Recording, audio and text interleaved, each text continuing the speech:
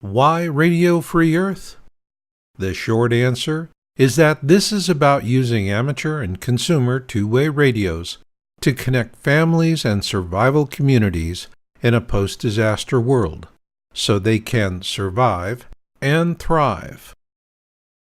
And the long answer is that Radio Free Earth is a preparedness leadership guide. And for those of you who are new to preparedness, we offer you a warm welcome and a helpful tip. Preparedness is not a person, place, time, or thing. Preparedness is a state of mind. Or in other words, survival is less about the having of things and more about the knowing of things. For those of you who are watching and wondering if this is your cup of tea, let's be frank. For now, it's not. But things can and do change, so we'll leave the lights on for you. In the meantime, thank you for dropping by, and we sincerely wish you all the best.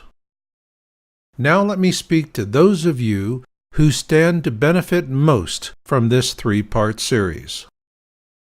Post-disaster two-way communications is crucial, and whether you are a community leader, amateur radio hobbyist, or anyone with a general interest, we assume that you have little or no experience with this topic.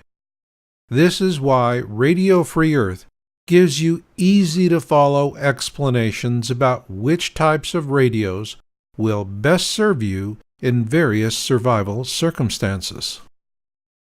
For those of you who get it and who want to get through it, I, along with co-author Dwayne W. Brayton and our Radio Free Earth publishing team, salute you.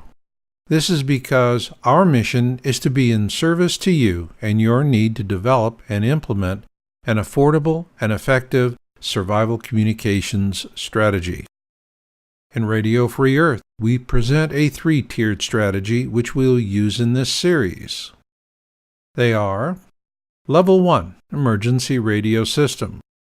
In the first part of this series, Keeping Families Connected, the focus is on families, and here is where a Level 1 emergency radio system will become the foundation of your communication strategy, as it will employ the greatest number of radios. These will be simple, inexpensive, and widely available. Level 2, Mobile Field Operations.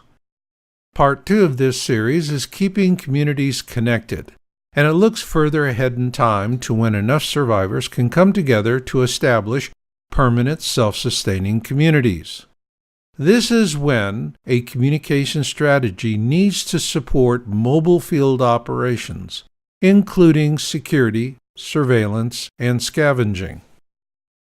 Level 3, Operations and Radio Free Earth Broadcasts.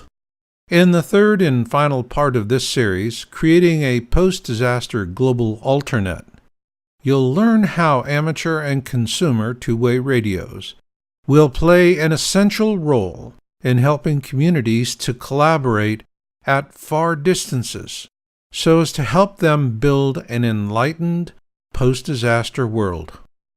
A Star Trek future, if you will.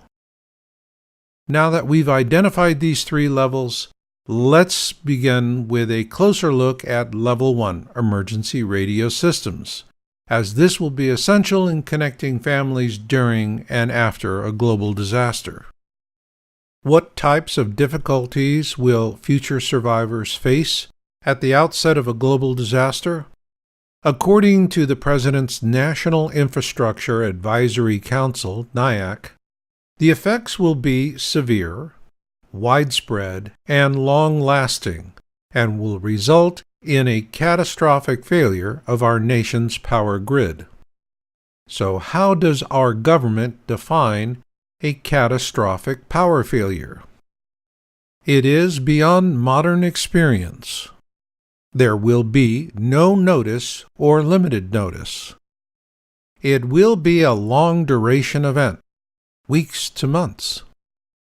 It will spread across multiple states or regions and affect tens of millions of people. What does this mean for American families?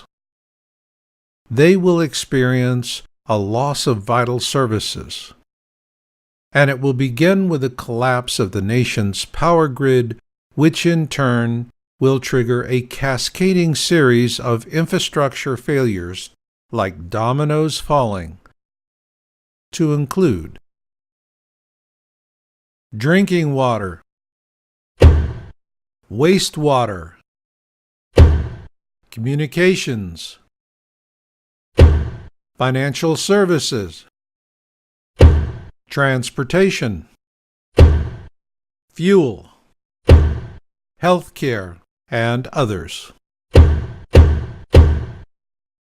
At the outset of such circumstances, families will naturally want to come together, and here is the rub: the proximity of American family members to each other. According to Deborah Carr, professor of sociology at Rutgers University, American family members want intimacy at a distance.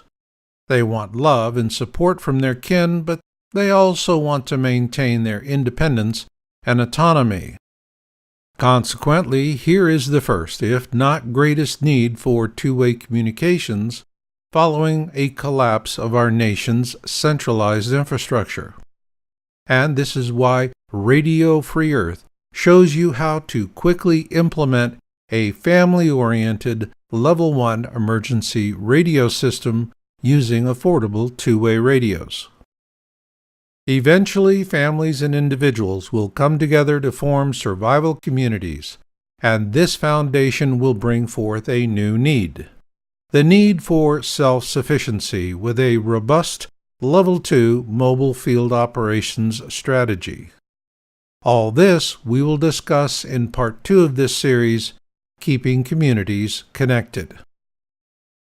For those of you who are concerned that creating a Level 1 emergency radio system may be a complicated and costly process, you'll be amazed to learn how affordable and easy this can really be. And to help you get started, watch our 3-part series, Citizen Band Radios for Survival. Next up is Part 2, Keeping Communities Connected. In this program, you'll learn how to enhance your community's chance of survival by equipping small teams with effective radio coverage for missions in the field beyond your outer perimeters. Until the next time, remember this: Radio Free Earth will pay for itself many times over with your initial radio purchases, and the sooner you begin, the more you'll save. To purchase our book, Radio Free Earth, online, visit amazon.radiofreeearth.org.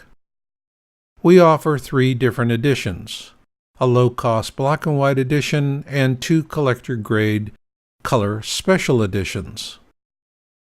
For the Radio Free Earth team, this is Marshall Masters. And if things go sideways, we'll catch you on the 40.